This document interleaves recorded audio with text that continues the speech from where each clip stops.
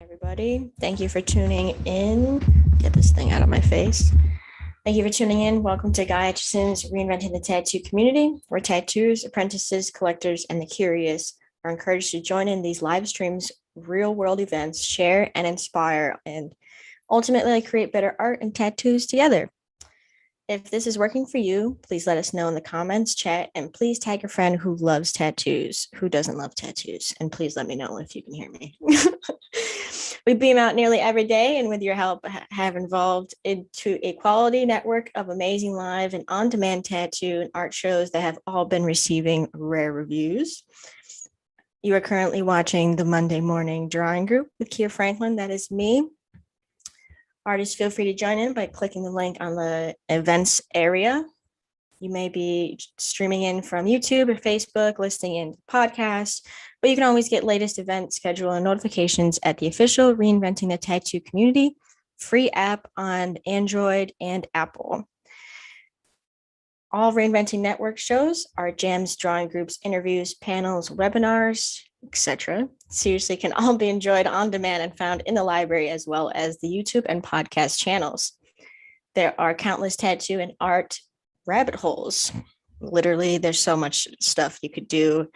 You could spend years on here already because there's so much content. Perfect for a front room of studio or to entertain tattoo clients. In fact, beaming out 4 channels 24/7, enter to win a goodie bag at reinventing247.com. Look right now on reinventing247.com is X, Y, and Z in Spanish channel. Cheyenne cartridges and raw pigments samples are coming in.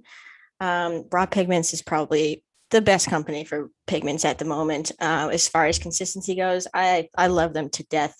And Cheyenne cartridges do not disappoint. So definitely check that out. You get some free samples, and who doesn't like free things? Sundays, Reinventing Drawing Group, Artist Beeman with Jason Leeser. 9 p.m. The Tattoo Weekly. Mondays, 9 a.m., the Monday Morning Drawing Group with Kia Franklin, me.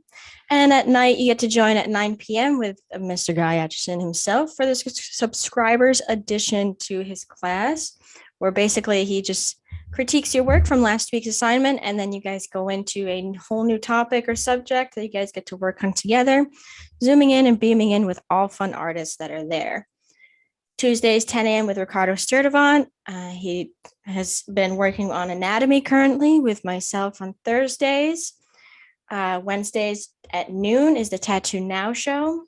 Thursdays at noon is the Tattoo Collecting podcast. And like I said, Thursdays, 10 a.m. is with me, Kia Franklin, where I would go over the basic fundamentals of art and tattooable art. Okay, a few ways to support the show. Real world events, October 3rd through 6th, 2021, BYOB in the Jiminy Peak area of Massachusetts. Webcasting shows live, in person, and virtual for artists of all levels and apprentices as well. You will definitely be seeing myself there. Side note. November 12th to 14th, Brussels Tattoo Convention. Nick Baxter, Ivana, and Gabe will do seminars. Beam in and art jams, subscriber exclusive meetups, and general ones as well. I will also be at that one. February 5th and 6th, Reinventing the Tattoo Live from Red Tree Tubes in Columbus, Ohio. That seems fun. Art jam, seminars, and more info are on the way with that. May 20th to 22nd of 2022, Hell City, Columbus. I want to go to that. July 8th through 10th of 2022, Rock River Tattoo Art Expo, Reinventing Track Artists. Amazing venue, easy to get to from anywhere in the world. Let's see. And then we have for 2022, October 20th to 23rd is the Paradise Tattoo Gathering. And I am telling you right now, nobody wants to miss this. Sponsors, upcoming Pro Development on Demand. All right, let's see. Interstate Inc. LA made no church from his awesome custom sneakers. His studio is seeking residents and guests, all clean and sober. If you're an artist in recovery looking for a supporting studio or someone who needs one, on Instagram at Interstate Inc. LA. Inkjet stencils, print stencils from mobile or computer. Save time, hands, apprentices' hands. Please do. Webinars and free samples. Now, inkjet, I've seen the inkjet stencils live, and they're just gnarly. It's just beyond technology. Everybody should get one, is what I'm trying to say here. Raw Pigments, ink company that's tapping into the source at rawpigments.co. WorldTattooEvents.com, largest, most comprehensive resource for tattoo events worldwide. Lots of updating as conventions are rescheduling like crazy. And I'm not too sure if they're going to continue to reschedule since everything's going on, but that's how you can keep up to date with all of that fun stuff. Delize Pro, known as Dermalize Worldwide, protect your art. If you use saran wrap, watch videos of tattooers to see what it's about. Tattoo Now, technology for tattooers, the leading edge in SEO and professional development for tattooers of all levels, who is now accepting new clients, and the founder and inspiration being Reinventing the Tattoo. Guygerson.com, bio encyclopedia, DVDs, machines, paintings, countless. All right. Artists, go to members menu, and there's a top 3 of find great posts there. Show off, send people to it. It's going to be fun. Reinventing is the way to go. And please post reviews on our channel of any sorts, wherever you're beaming out today, YouTube, Vimeo, on the Reinventing the Tattoo app, anything like that. This is always a fun time, which is why I wanted to continue to be on here. So with that said, let's get into this. So I have been painting this thing, but I think I'll let people actually join in. So I'm going to fix my camera real quick while everybody else comes on in, but I'm also going to drink my coffee, as I always do. Good morning, everybody. Let me just fix this webcam real quick, just so I can point down as to what I'm doing here today.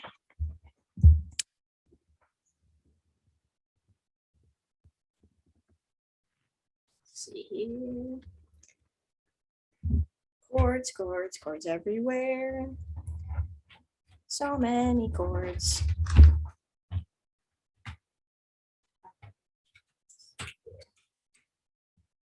This will stick nicely. All right, I hope everybody can see it. I hope I'm not upside down, but I might be. This is what we've been kind of working on today, or I should say just today. This has been a couple of weeks, almost a month ordeal going on.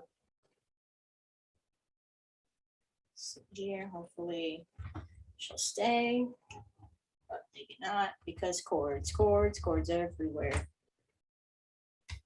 All right, let's see. There we go. Hey, man.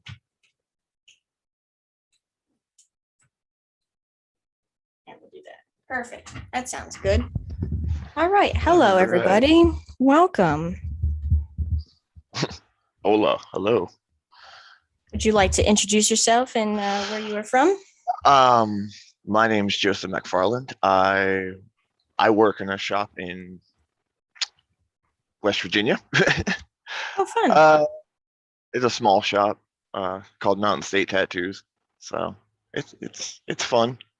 It's very close. And what are you working on today? Just filigree stuff. Some spider webs. My favorite. Just trying to bust out what I normally do, because I normally draw like cartoony kind of stuff, and I'm just, I don't know, trying to keep my hand free. You know what I mean? Perfect. That's awesome. How long have you been working at that shop for? For that shop, about 2 years. Awesome. And you were at a shop before that? This is my third shop, unfortunately. Oh, nice. Oh, don't say that. That's just more experience on your belt. Yeah, we'll call it that. No, it took a while to find a shop to actually fit. You know what I mean? So. Yeah, that always seems to be the case, though, isn't it? It always seems to. I mean, I felt the same way too. It took me about 3 to 4 shops before I found the one that I was like, you know what, I like this one a lot. We'll stay here for quite some time. Right. If find that one that's kind of like home, you know what I mean? Yeah, exactly. It's like you just look around and be like, you know what, I like you people a lot. Hmm. Yo, kind of vibe with me. All right. You get me, you get me. I get this. Like, yeah, that's always the best time. And then once you finally come to that conclusion, you start to see in your work too that it starts to get a little bit better and start to change a lot. Oh, So definitely. at least I've noticed for myself, at least, that my work has excelled extremely fast just from the people that I'm surrounded by. Yes. Yes, I agree with that completely. Completely. And how long have you been tattooing for? Uh, over 10 years. I mean, I kind of lost count. Do you have a preferred style that you go for? Normally I do a lot of like watercolor stuff, which Oh, is a lot of nice. fun. You know what I mean? It's kind of free, but any kind of color work, to be honest. I Oh, like a fun. lot. Yeah, yeah. I have noticed how, because I don't always want to preach watercolor, but I do realize how fun it is. Hmm. It's like purposefully coloring outside the lines. So it's like Right? Like you want me to just throw some color on you, right? and Okay. while I you're think I could doing do it, your brain is telling you 45 times, don't do that. You're going outside the lines. What are you doing? But that's what you're supposed to do. Oh, And I love it when people always ask me like, "Well, what's it gonna look like when it gets done?" And I'm like, I don't know. I'll oh, see it when it gets done. You know what I mean? Because I don't know. It's just one of those things.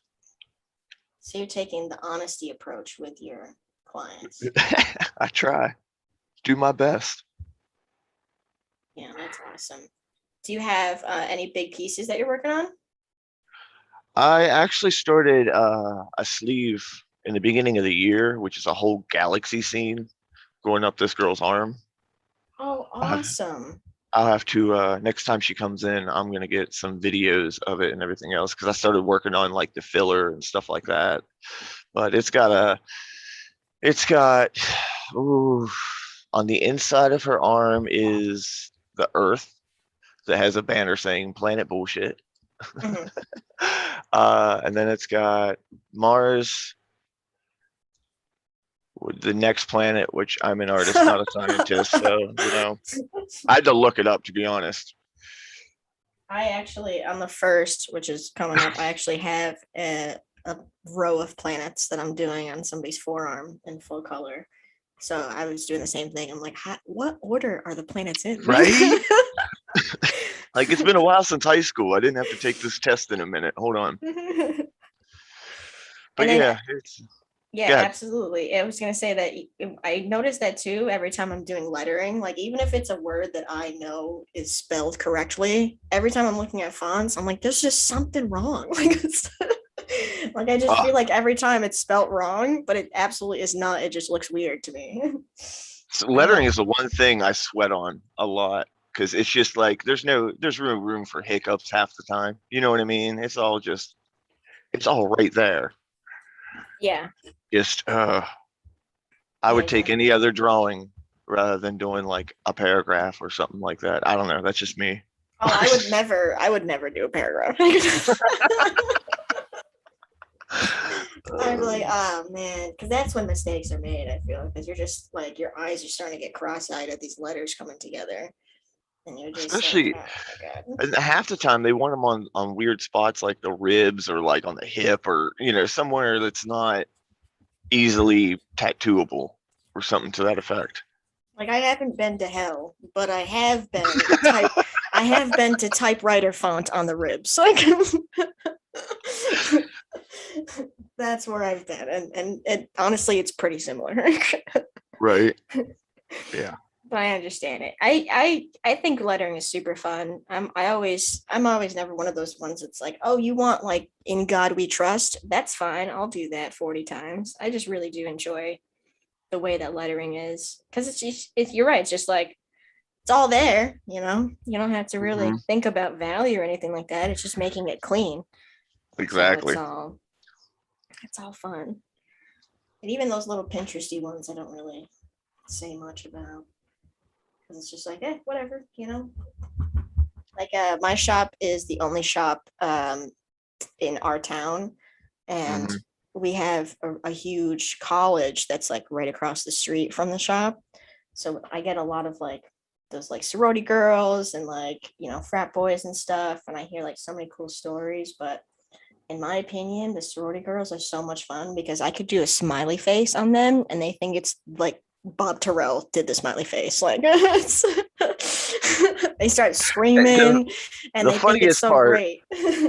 is they always come in groups too. You know what I mean? It's Four or always like five of them. 3, 4, something like that. They're all like, "We all want little tattoos."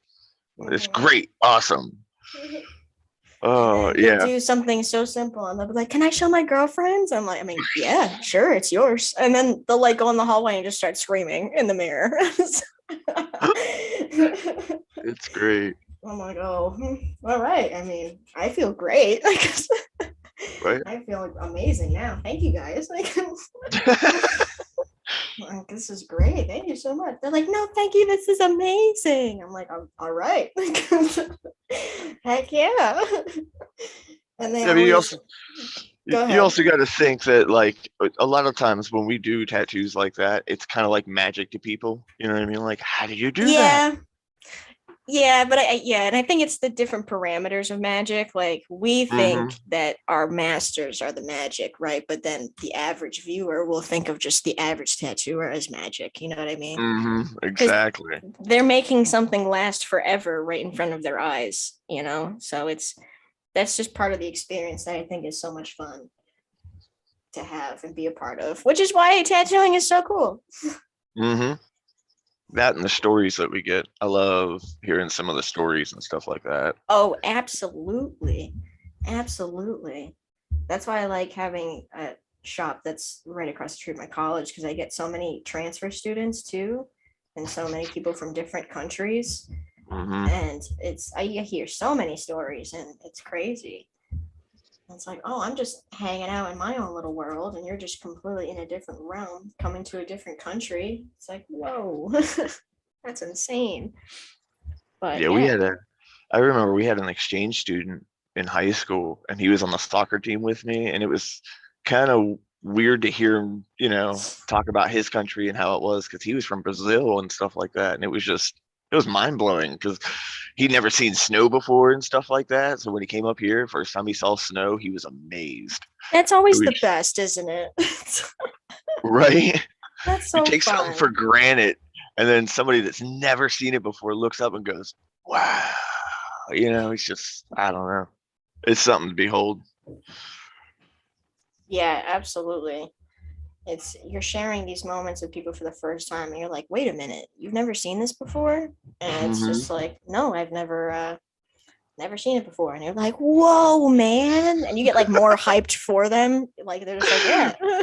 And you're like, no, this Right? is good. This is crazy. Oh geez, there that goes. But yeah, I always think that that's like the greatest things in sliced bread is showing people things like that and being a part of stuff like that. Hmm.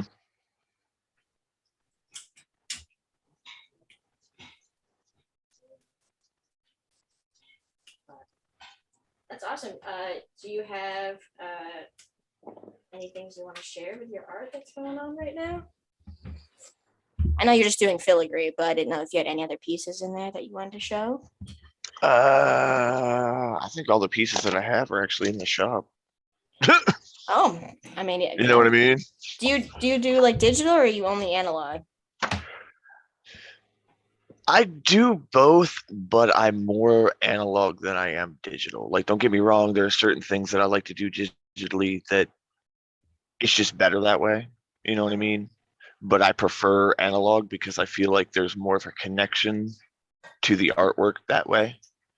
I know that sounds ridiculous in some weird aspect, but that's how I feel to it. Like drawing No, on paper is something that will never replace drawing on a tablet or anything to that effect.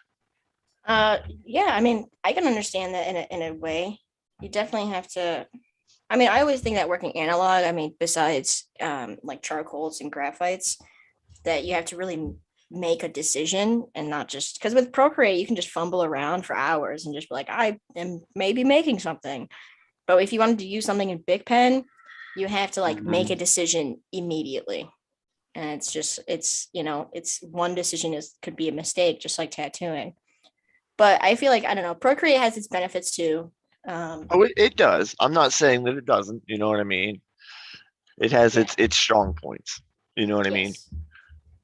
Yes. Yes, absolutely. Trying to, there we go.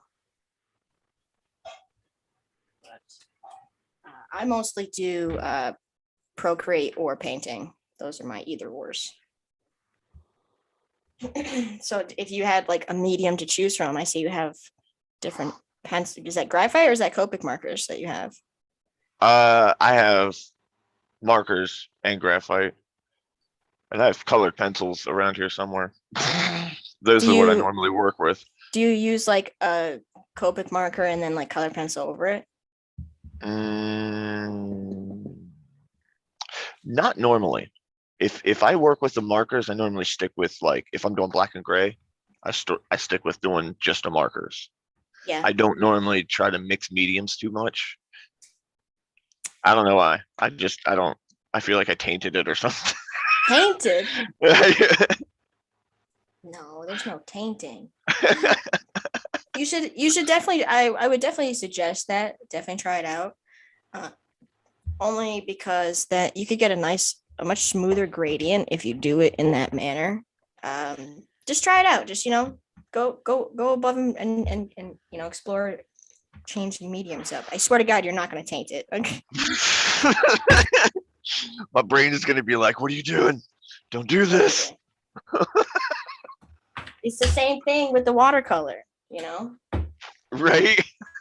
with art, with tattooing, you can't go outside the line. That was what we were taught in all of our apprenticeships. Don't go outside the line. But That's with what we were taught watercolor, since like grade school. You know what I mean? Don't color well, outside yeah, the lines. absolutely. So like when you have when you have like a subject where they're like, I want watercolor purposefully a mess, Right. and so tattooing is then not tainted. So it's kind of like the same thing. So I guess I'll have to try to think of it more like that. you just try it out, I'm not trying to change your whole life here. I'm just trying to, open another door and just be like, hey man, there's this one too. That's all. I'm actually gonna. There we go, much better. Yeah, so definitely do that. I did a dog portrait that way, and I noticed that when I did it with just colored pencil, it would still leave, like, even if I layered it a good like 10 to 15 times, it would still leave that like grainy look to it, and it would be all spotty, and I hate that. I hate that look. So that was the only way for me to get to a rid of that certain kind of to get rid of that effect, and at the same time you get yourself to a saturated level with colored pencil much faster doing it that way. So I could see it. I could see it. yeah. But what are you going to be working on today? Just the filigree stuff? No, I got other drawings to do. I just don't. I'm a bad procrastinator. Yeah. I feel every artist is at a certain point. I definitely am. That and everything, like I said, everything, it's my day off technically. So everything that I'm normally working on is in my box at the work. So I figured I'd just sit here and sketch this. Awesome. Do you always revert to filigree as like a practice point when you're on day off or something? Nope. This is just something to try to get out of my norm, get out of my box. You know what I mean? Man, I say that a lot, don't I?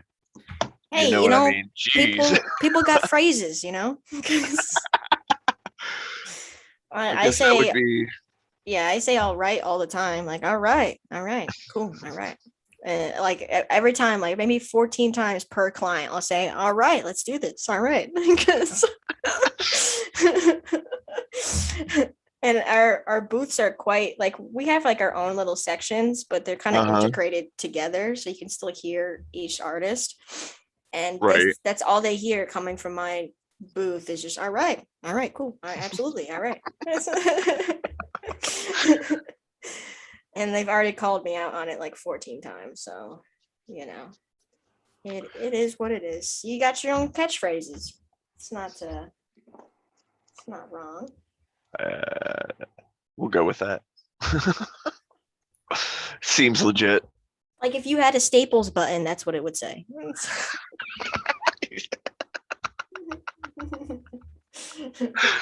Oh my goodness. Oh shoot. Well, I guess there are worse things to be, immortalized with. Yeah, you know. Yeah, absolutely, actually. Yeah. So I've been doing this like I bought this coffin shape thing, and I started painting on it, and then I was like, Right. cool, cool, cool. I'm like halfway done. And then every time I paint on it, I'm like realizing more and more how not done we are. But I Yep. felt like to keep myself going and just not put it off for months at a time, I just keep telling myself, nah, man, just one more session of it and you're done. And I'm like, yeah, one more session, and I truly believe it. And then we get done with that session and we're like, no, one more. One more. But is our artwork ever truly done? That's the question. I guess that is in the eye of the beholder at that point. Mm, absolutely. Yeah. So it's great that you're into color a lot. I'm a very big color enthusiast as well. Nice. Is there anything that drew you to color specifically? Honestly, it just kind of fell that way. You know how some artists just kind of go into like black and gray just kind of naturally. Yeah. I just kind of naturally revolved my art around color. Kind of weird. Yeah.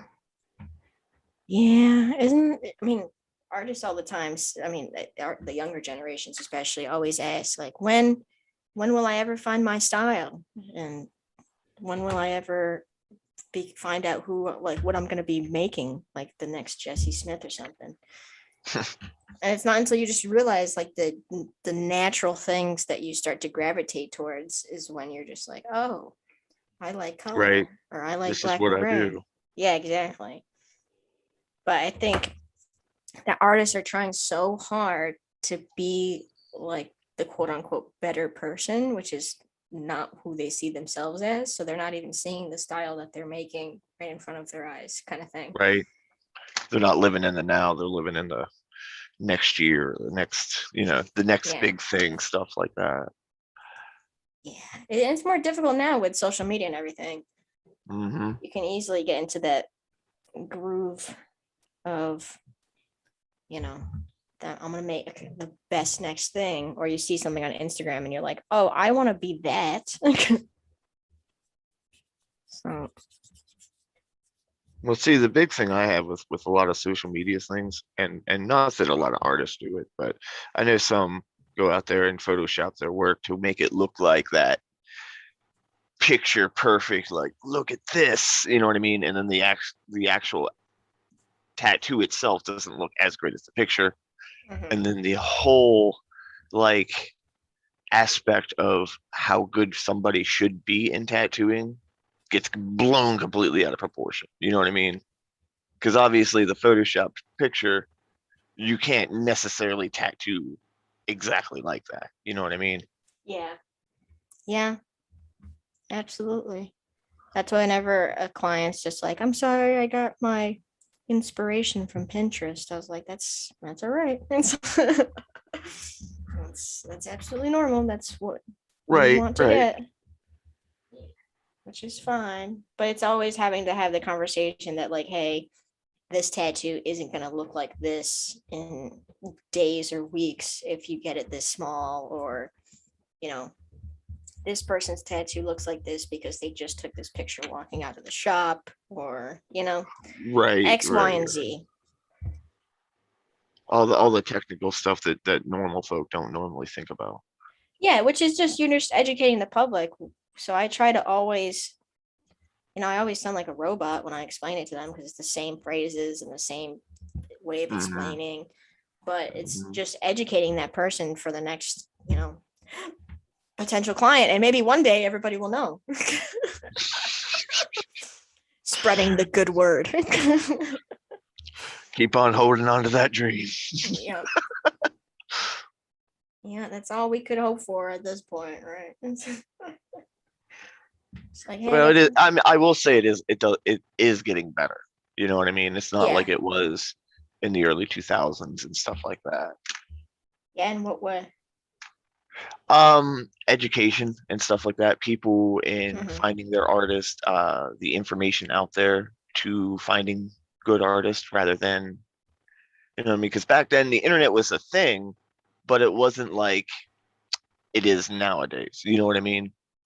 Mm-hmm. Like Facebook wasn't really that big around that time. I don't even think MySpace was around. I think that Oh, was like, I'm pretty sure MySpace was around. I don't remember when because I'm talking like 2005 and 2006 and stuff like, you know what I mean? Way So like back. right before MySpace, but still there was AOL. Yeah, yeah, yeah. Okay. Now I feel old. Thank you. Moving on. Moving Just the on. fact that you called 2005 way back when. I I mean, do that. I do that if it's last year or something like that. it was like only almost 20 years ago, so Oh, ouch, ouch. Damn, that hurt a little bit. it's 9 a.m. where I am and you're already getting hurt. I apologize. I didn't mean to break barriers that soon. I'll live. It'll be okay. Oh shoot. The problem with painting this thing is that I can't stand it up straight on an easel because it's 4 feet tall. But like I also can't like put my elbow on it. So it's like I gotta like hover over it while painting. It's very, very Just difficult. get a harness. You know what I mean? Like the Mission Impossible thing. Hover just right What? above it. There you go. That's actually a really good idea. I have some pretty tall ceilings in here. Right? You could do it. I I just pictured believe. my roommate just walking in and I'm just dangling from the ceiling. Just nah, man, I have to get this spot. This spot isn't saturated like I wanted it to be. Oh This is shoot. the only way to get it. I got this. Don't worry. Just leave me alone. Just it's for the art. Don't worry about it. Let's see. And I always get hyper fixated on one area of the painting, and then the rest of it looks so unfinished. I'm like, oh, that's right. Oh, I My do that bad. all the time. All the time, especially with my sketches. I'll get like a 3 inch section done and I'll look at the rest of it and it's just like basic shapes and stuff like that. I'm going, oh, I should finish the rest of this now. I always get love me specifically when I get into that mode of I'll like hyper focus on one area, but I'll only be working on it for like 5 minutes and I'll stand away from it like every 2 seconds and be like, wow, this is amazing. This is this is great. And then I'll go and make like two more lines and I'm like, wow, even better. Right. Because I just found that that's the only way that I can get myself to even remotely finish something. I just have to hype myself up the entire time. See, when I'm doing a painting or something like that, I literally have to sit it in the room to where I stare at it until I'm finally like, all right, I got to do something about this. Yeah, that's a good idea. I like that idea. Just having it in your way, like you're just brushing your teeth and it's just in the corner in the Hmm. mirror, Hmm. just like, hey man, I'm right here. Remember me? I'm like 98% done. You just got to do a few more things. Come on. And you're like, yeah, I'll get to it. I like to call that the belly of the beast. That is the Mm, belly of the beast of art. That is like the right before you're done kind of thing, but where everybody is just like, yeah, I just haven't finished it. It's been like 10 years. And you're like, oh, could have finished it like 4 times over, but that's okay. oh, I definitely have drawings like that. Oh, Where everybody does. they're half done, stuffed in a freaking sketchbook somewhere. I put up on the shelf Yeah. somewhere. How do you have a lot of sketchbooks? I mean, I should say, do you have all of your sketchbooks from start to end kind of thing? Or from I start to now? have the earliest one I have is back in middle school. So I Oh have wow. most of mine. Obviously, some of them got lost and destroyed and whatnot. But yes, I have like some of the awards I won in school and stuff like that. So So interesting. do they have like their own closet that you have placed them in? Because I imagine that's a lot of sketchbooks. They they actually like collect dust right above all my like reference books and stuff like that, like my comic books and all my drawing references and stuff like that. But I look at them every now and again and go, yeah, yeah, I remember them. I've It's kind always of thought funny. of doing the Ed Hardy thing and making furniture out of the sketchbooks, like with like epoxy, like lay them into Oh, that's an the idea. their own like squares or whatever, and just have like Mhm. pages like sitting up, so when you are sitting on the table or have stuff on the table you can still see like sketches that you have on it. That's an Like interesting idea. I that's just one of those like 4 a.m. like light bulb ideas, like, oh. And I'm just staring at all my sketches, like, what am I gonna do with you guys? Making furniture. All right, let's do it. Because I don't want to, you don't want to throw it out. That's rude. I have a So hard time doing that. You know what I mean? I have all my work from high school and everything. Like, I don't want to say bye or throw it out. That's so disrespectful. Like, no matter how cringeworthy some of it may be, I'm not gonna throw it away. Oh, it's all cringeworthy. It's and I was in our honor, so I thought I was hot shit. And now I'm just looking at it like, gosh dang. Right? Look, I had so much room to grow. you thought you were so good. Now look it. Yeah, nah. But which is why it's a good thing that you keep them. Yes, it's very humbling. I don't think anybody should ever throw out their sketchbooks ever. So so if anybody's listening, don't throw your shit out. Keep it. The more you know. The more you know. Absolutely. And then it's like that yellow star that comes over the screen. Exactly. I Gosh, remember those commercials. Thank you. we're really throwing it back today. Like I'd heard a song and I was trying to remember what movie it came from, and it came from that the movie Uncle Buck, and that just brought back all of the childhood movies. I was like, that's such a good movie. Shit. And I'm not one for pop culture. I very much was living under a rock.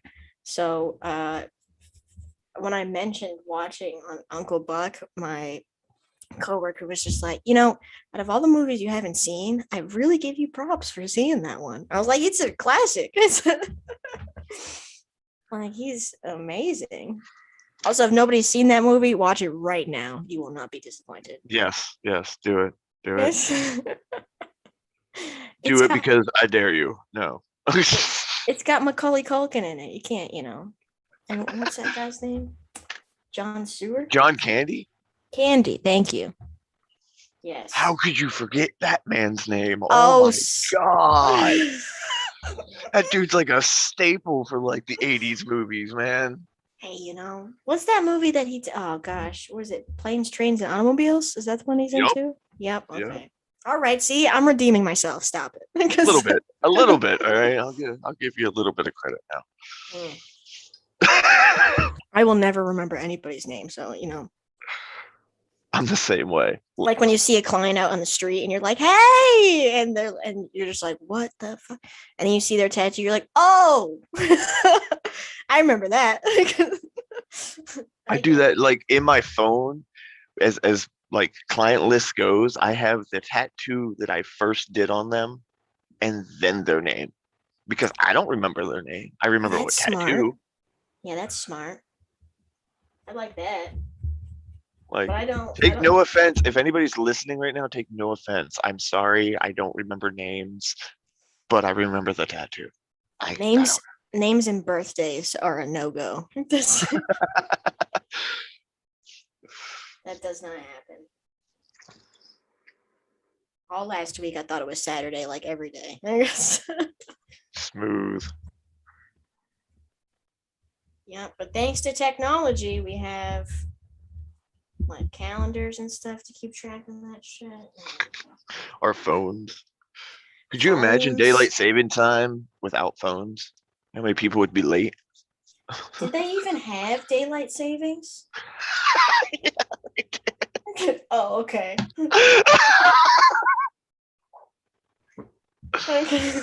I don't know. But like, how did people get to work on time for a certain?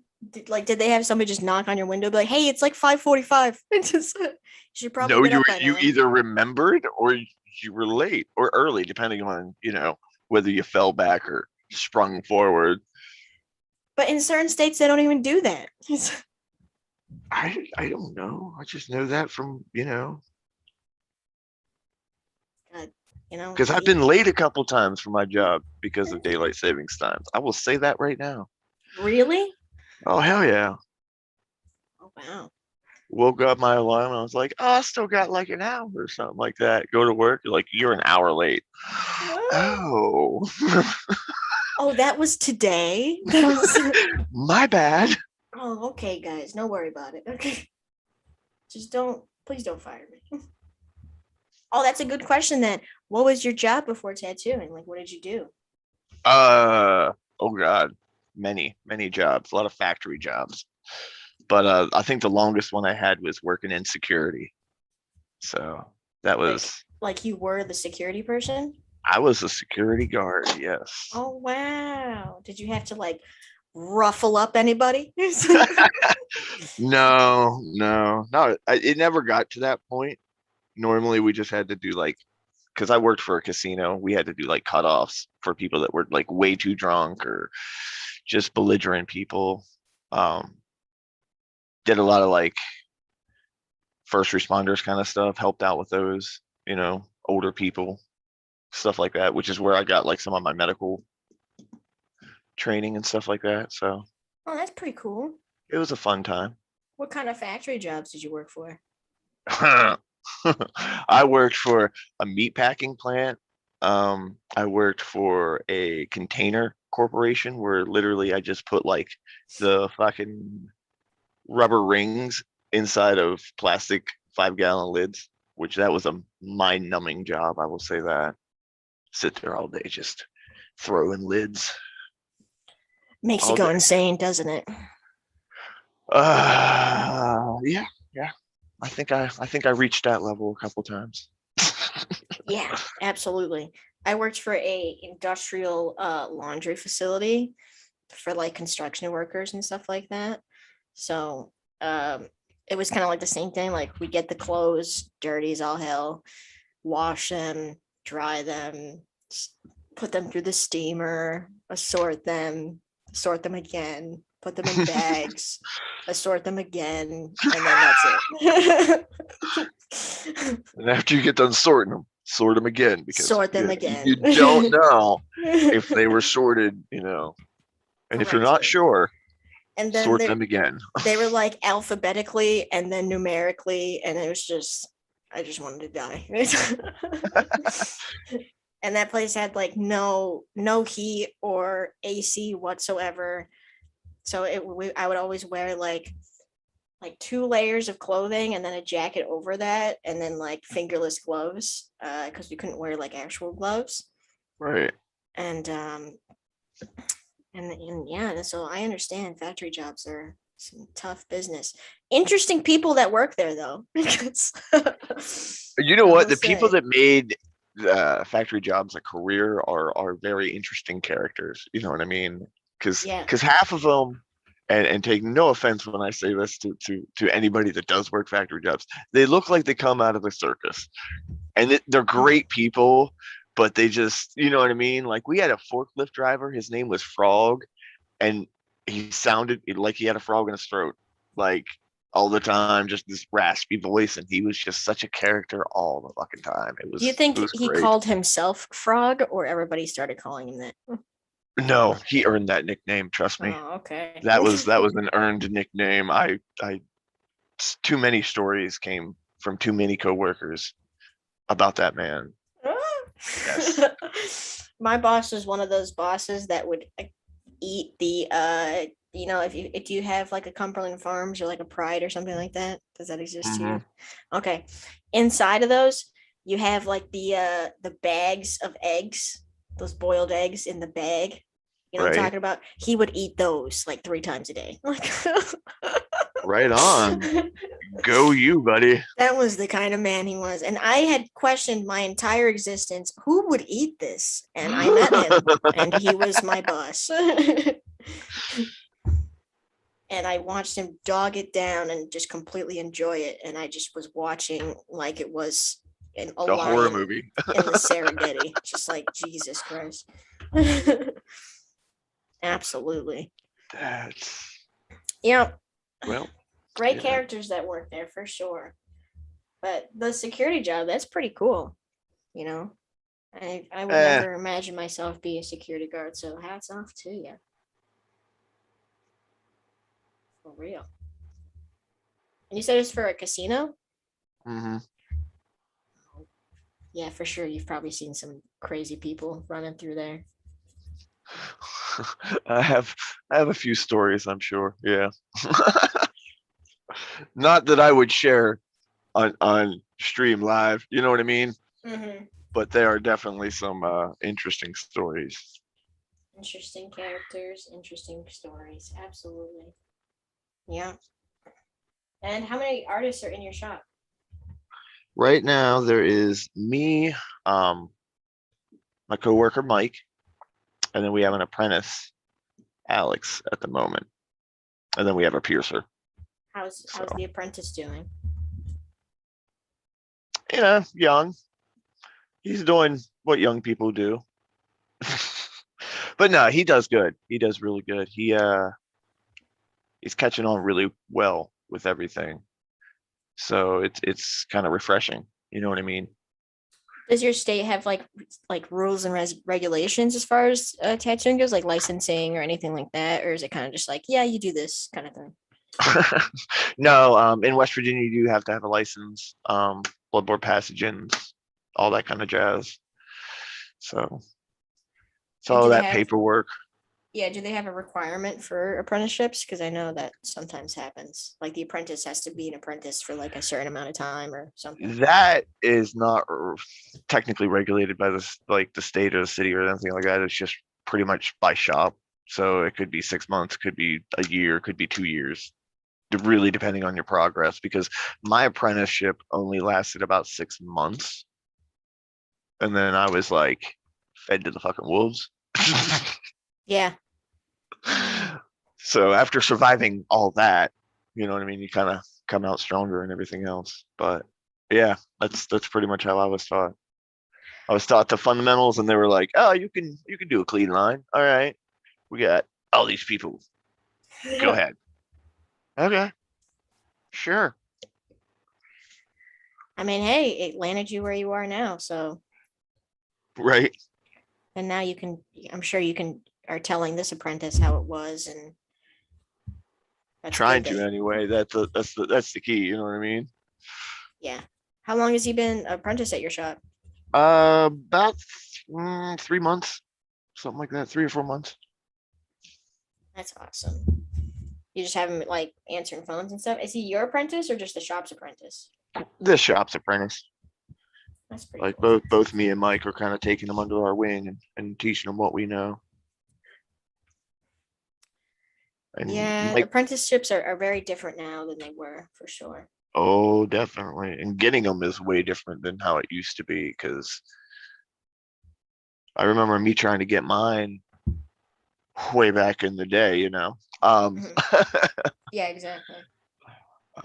It's you had to like literally almost beg people just to be like, just take me in, do something, Yeah. anything. Yeah, I mean it's depending on where you are, it's difficult now too because a lot of people won't even have apprentices because they just think we're a big pain in the ass, but it all depends on where you are and who you are as a person and how badly you want to be a tattooer, I think. That's the thing right there. How badly you want to be a tattoo artist, because this is not an easy road to travel down Your at back's gonna all. hurt and stuff's Well, gonna not only suck. that, like just the beginning years of it. You know what I mean? Hmm. Constant ridicule, the not really having a lot of clients in the beginning, the sitting around doing grunt work the whole time. It sucks. Yeah, But absolutely. getting past all that, you get to do what you want. You know what I mean? Hmm. So the reward is kind of outweighs the grungy stuff, I Yeah, would say. my apprenticeship landed around 3 years, so but that was per state of Massachusetts. So um, that's what they required. We got the same thing, like you have to be licensed and you need all your certificates and stuff like that. But Right, right. it's like a town by town thing, which I think is so silly. So Yeah, I like, never understood how some states like regulate a lot of things and then they go county by county or town by town. It's like every state does it just slightly different.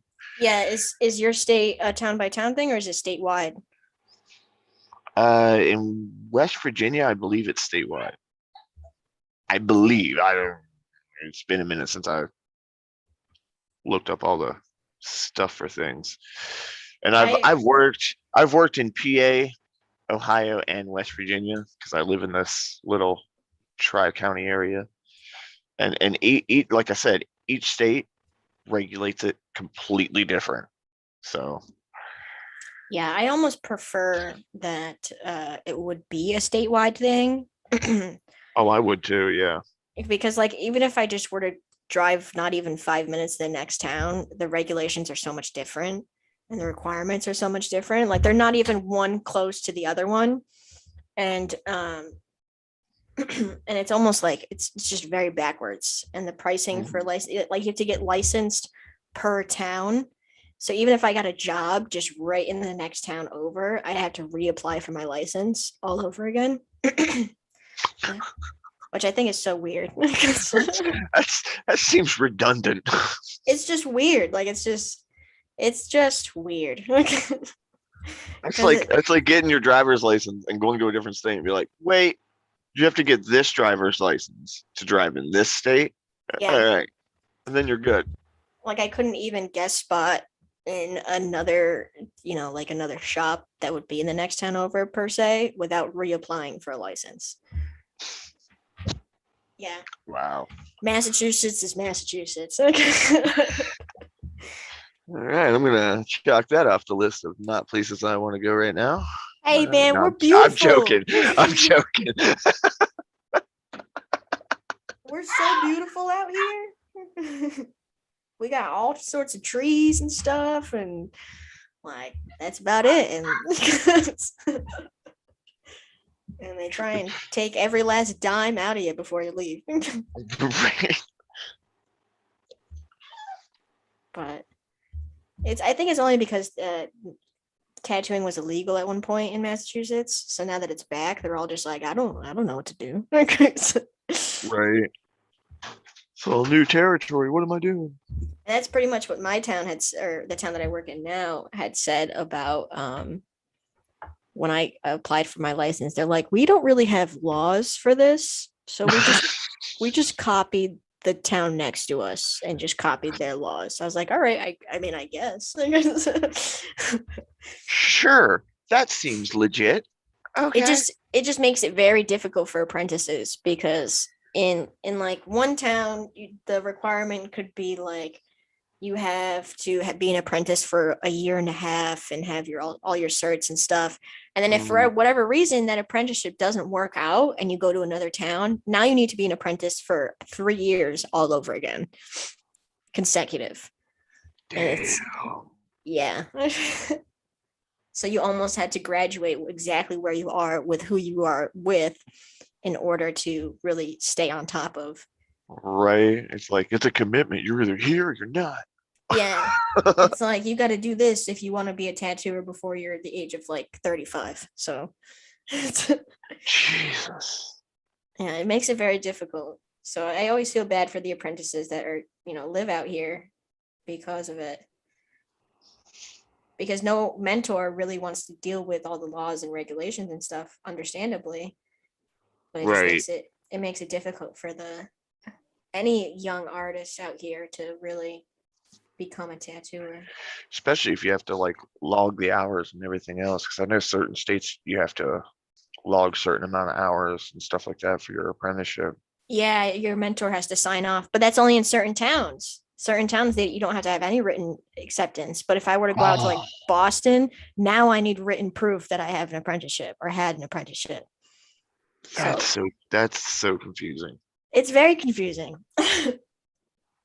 It's very much they don't know what what they are, what the community is accepting.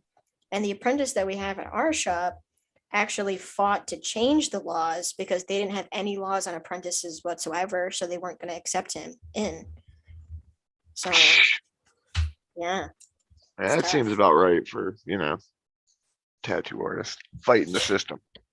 That's yeah, pretty much. That's the beginning part stage of your career is just fighting the health department to get you a license.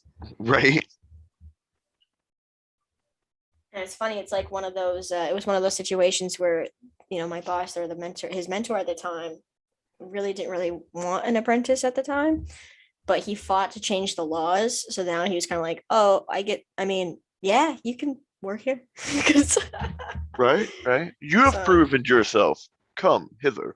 literally, like if you're gonna fight so hard to change a law, I will have to mentor you now. So, That's great. but I didn't even know that every city or town or even state was different. Like I was talking about guest spotting in Arizona at some point, and I was like, all right, like what's the licensing and stuff like that? He's like, what licensing? We got a business, thing that, that's what we got. I'm like, don't you need a license to, work there? No. I'm like, so I just like show up? He's like, yeah, just let me know and you show up. I'm like, I don't even need like a temporary license. No, you just show up. I'm like, all right, I like this. I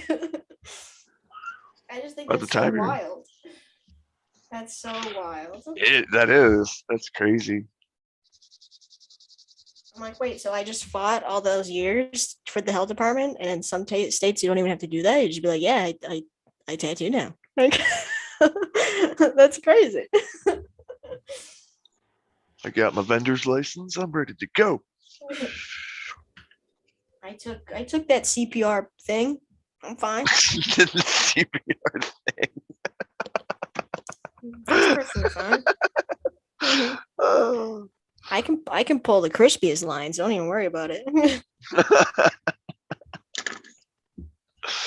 That's funny. Yeah. In the world of tattooing. and I will say that I haven't seen a lot of piercers lately in the world. So in my area specifically, I don't know how it is out there. If you have like a lot of piercers, or if it's a lot of your shops are mainly tattooer. Um, to be honest, this is the first shop where we this shop had its own like piercer, and that's all she did. So I don't know. It's kind of new territory for me. Like Interesting. I've pierced before and stuff like that, but I kind of went to the wayside and I kind of fell off from doing it because I don't know. It's just not my thing. Yeah. But it was kind of I don't know relief whenever I heard that we had a piercer and everything else in the shop because I was like, oh good, I don't have to deal with that or answer any questions about that. I just direct them over there and move on with my day. Yeah, that's not me. That's It's not like I will sit there for hours and tattoo whatever. Well, almost whatever. But you know, but yeah. yeah, just poking holes in people, not my thing. I was thinking about it at some point. I've only worked in one shop where there was a piercer, and I watched one dermal get placed into somebody's cheek, and I was like, no. I was like, I had the most shocked face the entire time. I was like, oh my god. Nice. Why do you feel that way? You're tattooing. You deal with like all the same stuff I do. I'm like, no. No, no, there's a big No. difference between tattooing and piercing because A, there's no pop, there's no noise, there's no none of that. All right. Duh, you said pop. He said pop. He said, oh no, that's But not you know what I right. mean. I do. I heard it as soon as you said it. That's exactly what happened right there. As soon as you said it, I was like, oh, that's right, there is. So, oh my god. But yeah, we don't have like really any. Which I think I don't know why. Because I don't know if it's because a lot of people don't want to be a tattooer or a piercer, sorry. Um, but I I don't know. yeah. That is a question for somebody more qualified than me. Yeah.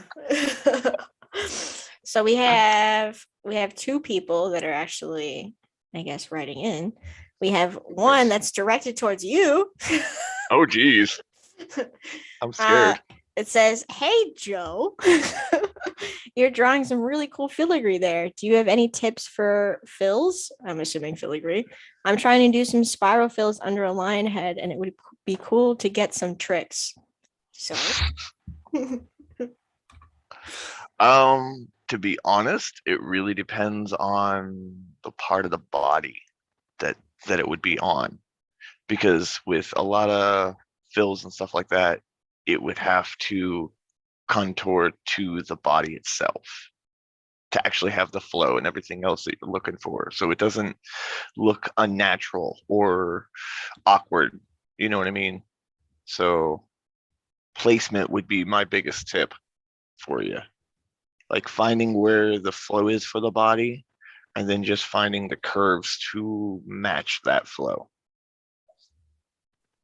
If that makes any sense at all. that was a beautiful answer. Yeah, I mean, I completely agree. I have a fundamentals course, or I shouldn't say course, video, I believe, on YouTube or on the Reinventing exercises Mm-hmm. place, and it's on filigree and acanthus leaves. So and flow and fit in like that whole ordeal. So if you have like questions for sure, check that out. I totally agree with fitting the body. Usually, if you study up on some anatomy and see how the body or the muscle groups form the shape of the body there, you can really hone in on that. But yeah, that's Mm-hmm. pretty similar. And then we had one more. Oh jeez. He says it's on the upper arm. it's going into the ditch. So then you would have like, I wish I could paint right over this. But like, okay, so then if, okay, so this is like the upper arm going into the ditch. So then it would just be like an S curve. So it'd be kind of like that sort of thing. So whatever, if like your main subject is here, right, your like lion head, then I usually, if you're doing digital, I would usually put a layer underneath it and just do like a giant S curve through it, and then start like flowing filigree off of it to flow with the head. Because remember that the lion head is your main subject and the filigree is just accents. It's not the main ordeal. So Very important. remember that. But other than that, yeah. Absolutely. Oh, that's right. One more question. Thank you, Daniel. That was a very good question that you asked. Okay, so we have atomic injections 47. If you get one of those plexiglass sheets, you can place it over the edges and plant your elbow that way. You know, that's a very good idea. I should probably do that sort of thing so I can put my hands on it. But Oh, that is a good idea. right? Coming out with these genius ideas. Like, all right. That's fine. So now I'll go searching for a plexiglass. I've always wanted to get like a sort of plexiglass or glass palette anyway, because I don't really like wooden ones because the paint just seeps right through it. And then I've just been using like saran wrap on whatever surface I want to paint on. But I like the glass ones because it just makes it easier to mix the paint. And then when you're done, you just scrape it right off and it's clean. Voila, look at this. Oh, look at that. But wait, there's more. Exactly. You get a plexiglass. You get a plexiglass. Everyone gets a plexiglass. Oh, shoot. And artists are so weird. We are a unique animal, I will say that. I think that's one of the first things that I realized was just how like, you know, childhood like artists are, was when you go to any a tattoo convention ever and you just gaze around and how they're all acting and stuff. They're just like little kids in a playground. They're just watching their best friends. It's awesome. Right. There's a convention happening in Wheeling Island. I don't remember what it's called. I'd have to look it up. I have no idea where that is. You don't know where Wheeling is? No, it's fine. It's a big city technically to me because I live in a lot of freaking blink towns. You know what I mean? You blink and they're gone. But my God, you know what I mean? Oh yeah, yeah, like one light town, stuff like that. Yeah, there's a bunch of those around here. One light town. I'm from the northern part, so I don't understand. One light town, so they have one light in the whole town. Is that what you're saying? One street light. Yeah, there's a few of them like that. I don't know. Most of them probably have like 3, 4 at most. Do you count? Do you just go around counting all the light posts? You're just like, this town has 3. I drive through them every day, so it's like I know every intersection. You know what I mean? Yeah. I can almost tell you what time they turn green. I will say that now. Stop.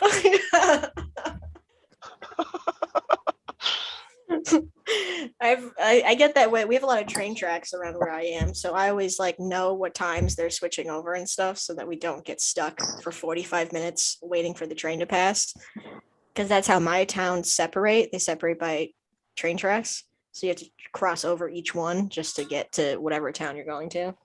Oh, Ricardo's here. I see him moving his little camera around. Ricardo, what's up, buddy? What up? Hey. Popped in there like, hey. Ninja. Right. How you guys doing? How are you doing? I'm doing good. How are you? Not bad, man. Let me turn this camera around. I think this is backwards. Hold on a second. Backwards? Oh, no, it's not, is it? Okay. No. No, you look good. I think it's just me. I think I'm just backwards today. That's Check always your a shirt. Make possibility. sure it's not backwards. Well, it's a plain shirt, so I don't know. So that didn't help very much, does it? I know. So what you working on? You working on your little skill? Yeah, we're gonna stall a little bit more. I worked on Instagram the other night on live. That was pretty fun. Got bored, so I jumped on live. Oh my god, I have a pair of scissors in my back pocket too. What the hell? I always put my Apple Pencil in my back pocket, and I'm always like, "Don't sit down with it in your Break it. pocket." Can you guys see that? Yeah, man, it looks beautiful. That's beautiful. Beautiful. Thanks. Getting there. Figured I'd jump on for a little bit before my first appointment comes in. What you doing today? I'm doing some memorial stuff today. That's always an interesting time. Yeah, it's always the toughest. I shouldn't say the toughest, but one of the emotionally tough parts of our job is when we do memorial pieces, and then they really delve into the meaning behind it, and they talk about some very deep stuff, and kind of got to help them through some stuff, see some light, depending on. Yeah, it's always good to take into consideration, be empathetic. Yeah. It's always good to try to be as empathetic as you can. It helps me. You end up finding out a little bit more about yourself too in the process. I think. Absolutely. Absolutely. Yeah. What about you guys? What you working on today? I'm working on this painting. I think Yeah, Joe's okay, cool. working on filigree. What are you doing? Are those wings or something that are going with it, or is it? Wings? Yeah.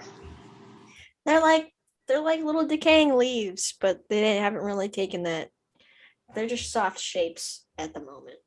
You're still in the shape form, in the shape status. Yeah. I like how defensive she got when you asked if they were wings. Wings? How could you, sir? I decided that I was very hyper focused on her anatomy colors, so I was like, oh. So now it kind of looks weird as like shaped leaves, but her body's like 85% done. Gotcha.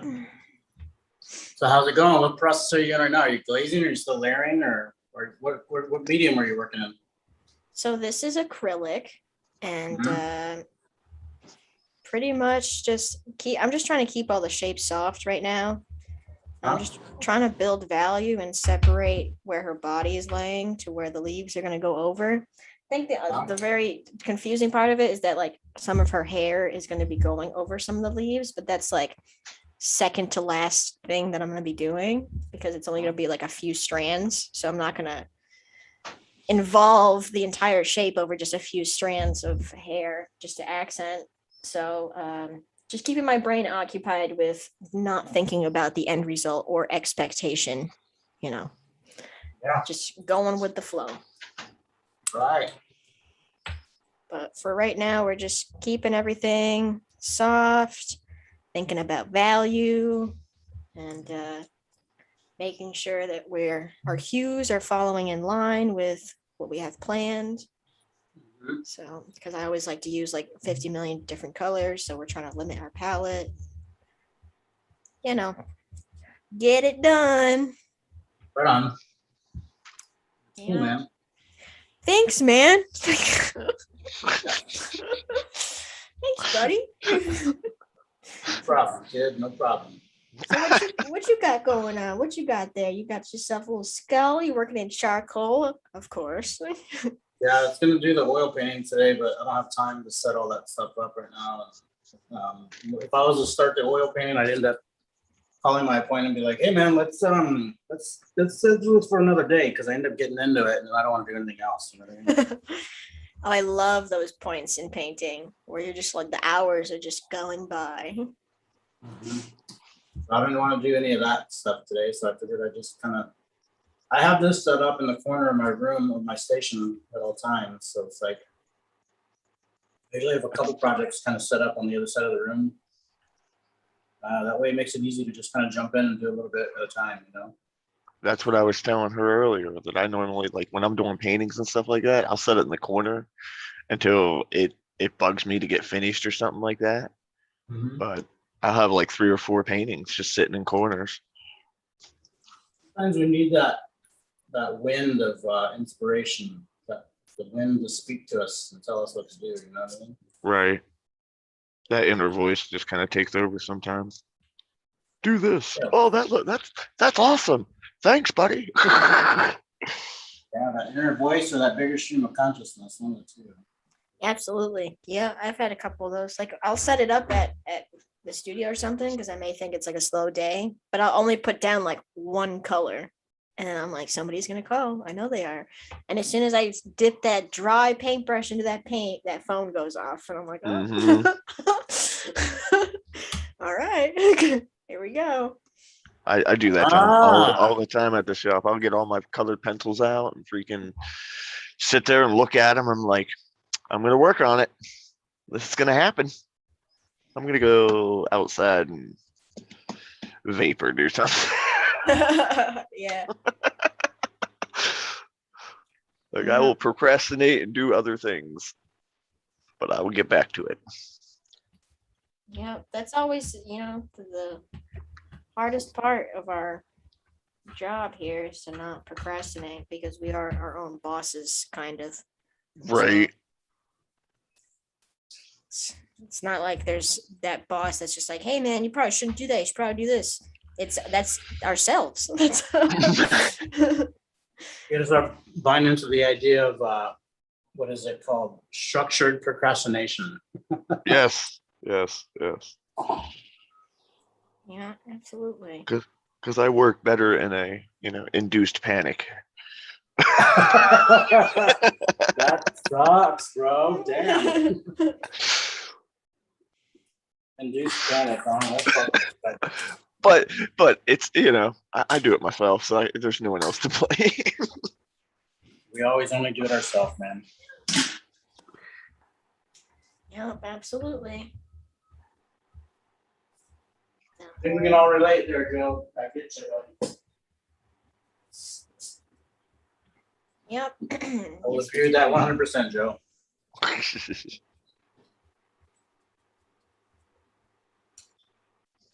Man.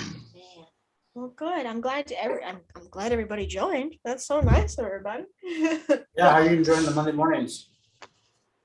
They're nice, I like it. It's just an excuse to talk about nonsense and So now, will you still be doing Thursdays then, or? no, I'll still be doing Thursdays. All right, look at you. Well, thanks, That's man. killer, man. Yeah, that's good. Taking over. No, I'm joking. Now every time you see the Reinventing, it's like, hey, it's me. One more time. You thought you had enough, but here I am. Here. Next thing you know, it'll be like just my face on t-shirts. Thumbs Hey. It'll say, hey, Copernicus. Or just get wicked Bostonian with it. It's the Monday morning drawing group. I got my dunks. I got my dunks. I got my Monday morning. Let's do this. I got my Tim's on. I got my basketball. We got this. Gonna go down to the yard. Yeah. Like, yeah, that's enough of you. That's enough of you, you Illinoisan. Illinoisan. Dang, brought that out, did he? Yeah. It's like Illinois plus annoying, and then you put them together. Illinois. Because I've been told that I've been pretty annoying. You know what I mean? So it's all good. So I'm like, well, I'm from Illinois, so it's okay. But I heard this this phrase about people from the North and the South, and in terms of how nice they are, because you always talk about how you always say good morning to everybody. You're always very nice to everybody. And every time that I come down, I was like, oh man, why are you saying hi? So it's this phrase, and it goes something like people from the north are nice but they're not kind, and people from the south are kind but they're not nice, meaning like meaning that like if you were broken down on the side of the road up north in Massachusetts, like we'll help you out but we'll be angry about it.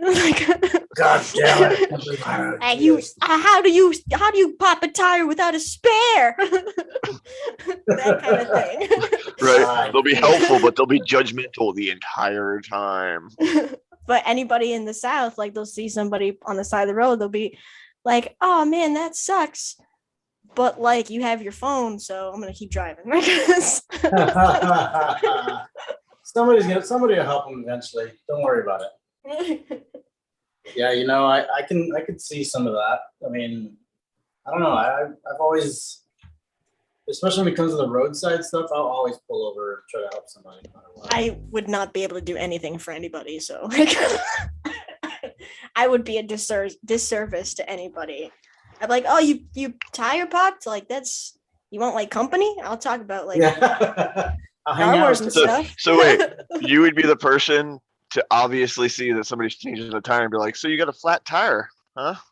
No, I'm just changing the tire for no reason. You know, it's a perfectly good tire. I figured, let's change it. Let's put the donut on it. Yeah, that's like one of those moments where you're like, well, I know how to change it, but I'm not going to. I'm just here to like hang out with you, man. That's all. I just pulled over because I figured you needed some company. Right. I figured you needed Captain Obvious over here being like, man, this sucks. Thanks, buddy. I didn't know.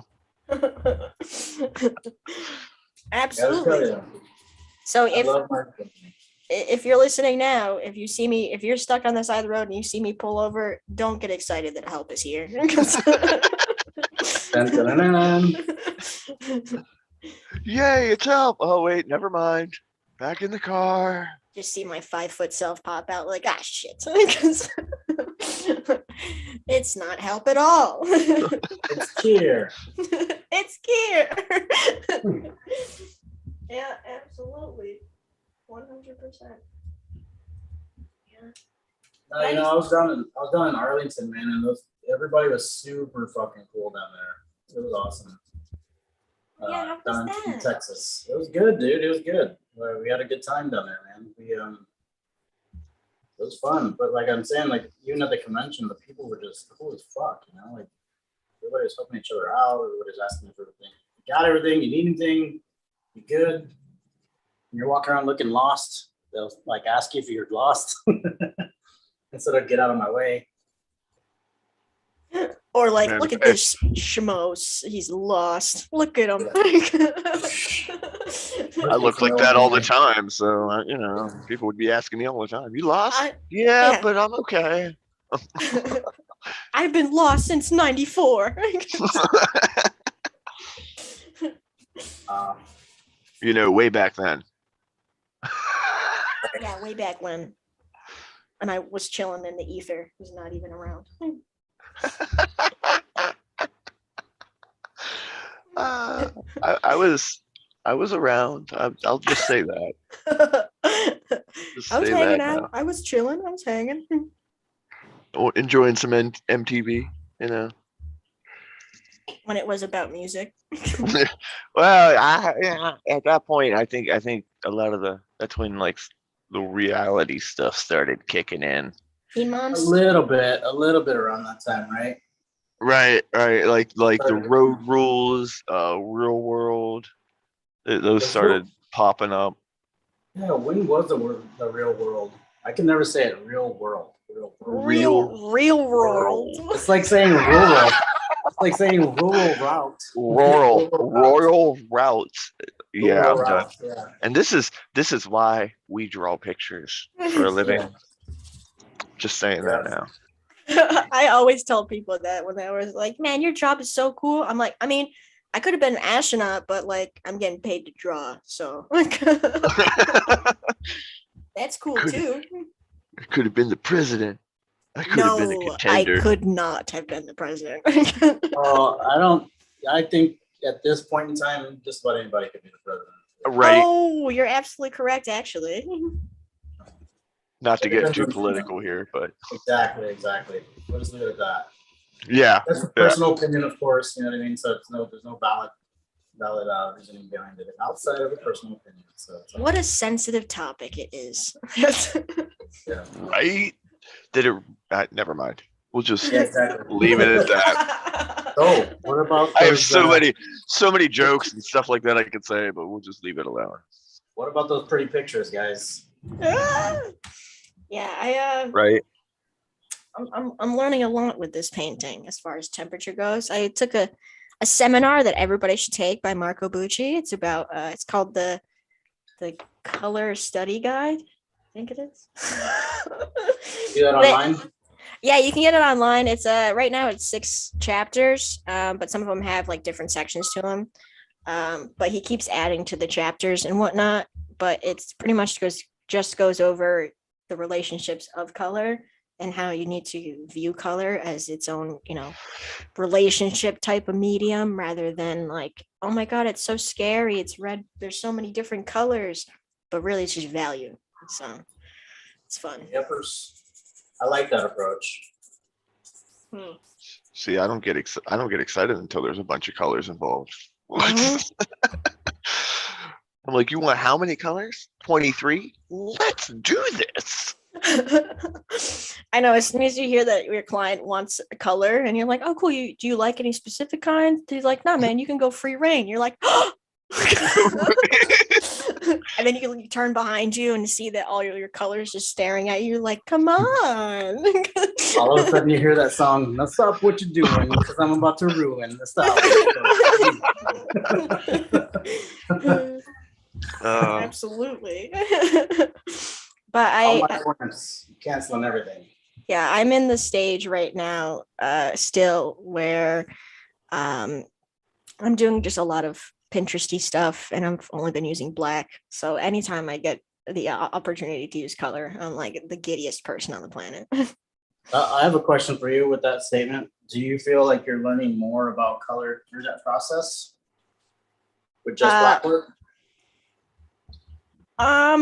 Well, I'm not too sure, but I do know that, universally, if we were talking about that right now, since I am a huge color enthusiast, but I was placed into a shop with 2 black and gray artists and then only doing black work, it keeps my mind focused on other fundamental importance right now that I'm sure will have its place in where I do color. Like I do have some color pieces lined up, but yeah, I don't think I'll know specifically what it's been teaching me until I get to that point. But I've just been experimenting with different line weights and stuff like that right now. So it's just keeping me focused on other things that I could be learning. Awesome. Which is always a good thing. Right. That's always beneficial, especially later down the road. Yeah. I have one of my hugest flaws is just hyperfixation. So color is all that I really study and go for. So it keeps my mind occupied to study other things that are, also important. So it's all helpful hands. Helpful hands. Hyperfixation? Yeah, I think so. No way. That is an awesome attribute. Awesome attribute. I'm sure it's a double-edged sword. It has its attributes, but it's a blessing and a curse at the same aspects. Yeah. Okay. I guess it does depend on the environment, right? But I think with our job, so it's pretty good to go. I mean, I think that if you tune it in, if you dial it in and start focusing on how to make it applied to your process, then that's a different story as far as it being like a disadvantage or a sort of flaw. So, does that make sense? Yeah, that does make sense. Yeah. I agree with that statement. Yes. So, I guess look at it as not so much a flaw, but just a quality of work, I guess. Yeah. The process of the work. Yeah. So Awesome, dude. So that's cool, man. You're doing a lot of you're being surrounded by a lot of black and gray artists in your shop. So being that your focus has always been on color, you're learning a lot more about the values and applications in the tattoo. yeah, it's I've been teaching the artists about color as well. Since they are black and gray artists, then it's much easier to get them to recognize, like, just think of color as the value. That's it. You've been doing it this entire time.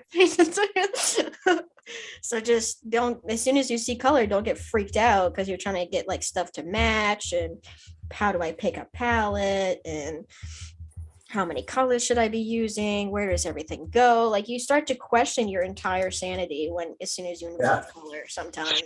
Especially once you go into like complementary colors and contrasting colors and stuff like that, that would really like push things forward or push things back, or muted colors, or you know, a lot of the other different aspects of color in tattooing that is involved.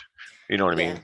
And it can get confusing, you know, it is a very confusing subject, but once broken down into basic fundamentals, it's not that bad, guys. It's not as, you know, crazy as everybody makes it out to be.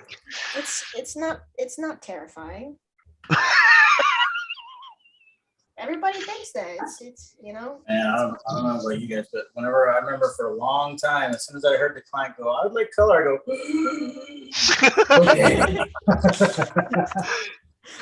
See, I was like that with black and gray pieces. Like, color work, fine. When they were like, I want this all, you know, I don't want any color, and then I was like, okay. Yeah, sure. Totally. Did I tell you guys that this is my first day? I'm sorry. Absolutely, yeah. I mean, I get that way with black and gray even now. You know, I'm like, you want this color, black and gray, and in my head, it's just like that Jeopardy song that's just waiting, and you're hoping to God they say, you know, color, but then they say black and gray, and you're like, fuck. Like, all right. The client's like, why are you waving your hand at me like a Jedi and telling me you want color? I don't understand. You only want color. You want to do color. I know you came in wanting black and gray, but that's what you thought you wanted. Yeah, and it's nice. And me teaching or helping, you know, teach the black and gray artists there has helped me get more color clients, because as soon as they get a client that wants them to to tattoo them, and they're like, yeah, I want like a full color, they're like immediately like, well, we don't do color, but we know somebody who does. And she's here. And then I just pop out like real happy, like, hey, I do color. I'm not gonna fix your tire, but I can hang out with you. All I picture is you like popping out of behind the counter somewhere, scaring the crap, or like, here I am. What's happening? It's even better because I'm a whole 5 feet, so I have to stand on my tippy toes all the time in the shop because the counters are too high up. So in order for them to see more than just my eyes, like, I have to stand on my tippy toes. Just get you one of those folding stepping stool things. You know, there's 4 of them placed around the shop for that specific reason. All right. I'll give it to him. Yeah. And then I'll be like, okay, cool, let's go do your tattoo. And then I hop down from the step stool and they're like, wait. Everything was a lie. I don't know anymore. Is this 8-year-old doing my tattoo? I got that for a long time when I first started, man. I got it for a long time. Oh yeah, when I first started, it was 98. So I was like, what? Shit, how old was I? I think I was, no, yeah. So I was 19, 20. I just turned 20.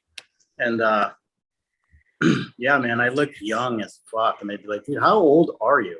And I was like, what do you mean, how old am I? I'm like, I'm fucking 20 years old. They're like, no, you're not, dude. Yeah. But yeah, guys, I gotta get going. My client's gonna be here pretty soon. So it's been fun. I just wanted to jump in and say hello.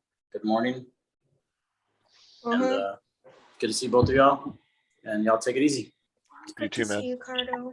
Have a good one, bud. Yep.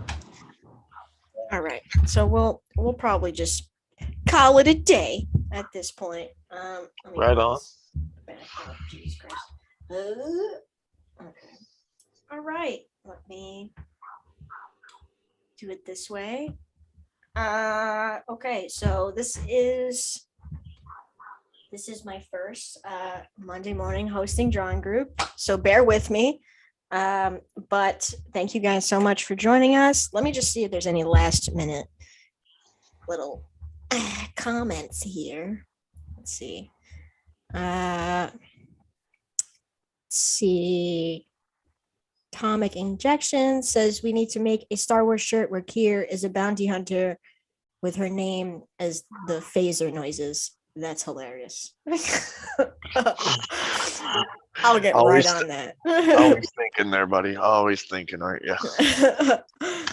And then Daniel says, Kira, you said there was a lesson on filigree in RIT, or did you say there was one on the YouTube channel? I tried to look for it, but I couldn't find it.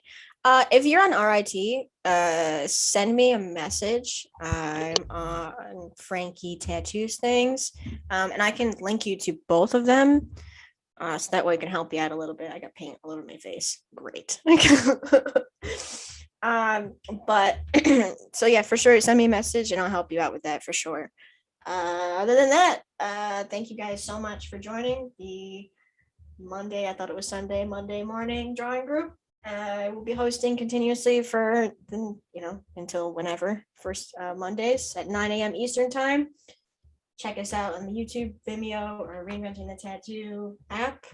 Other than that, it was wonderful hanging out with you. It was nice meeting you, Joe. Nice meeting you. Other than that, join me. You can find me on Instagram at Frankie Says Things, Reinventing the Tattoo at Frankie Tattoos Things, and I do Thursday morning fundamentals at 10 a.m. Eastern time every Thursday. Join into that too. I'm just as much of a goofball. So, with that said, this is where we make goofy faces and say